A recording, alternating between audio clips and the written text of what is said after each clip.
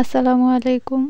চলুন আজকে আপনাদেরকে ফুর দিয়ে চমৎকার একটি মাছ এঁকে দেখাবো। তার জন্য প্রথমে ফুর এঁকে নিতে হবে। তারপর আমার দেখানো অনুযায়ী এখানে মাছের শেপ দিয়ে নিলাম। তারপর আমরা একটা মুখ এঁকেছি, চোখও দিয়ে দিলাম। তারপর মাছের পাখনাগুলো এঁকে নিচ্ছি। এরকম করে এঁকে নিলে একদম মাছের লেজ।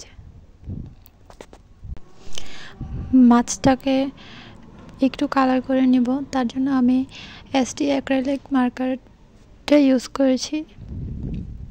এখানে লাল, হলুদ, নীল রং দিয়েছি। নীল রংটা শুকিয়ে গিয়েছে, তার জন্য এরকম হালকা কালার হচ্ছে।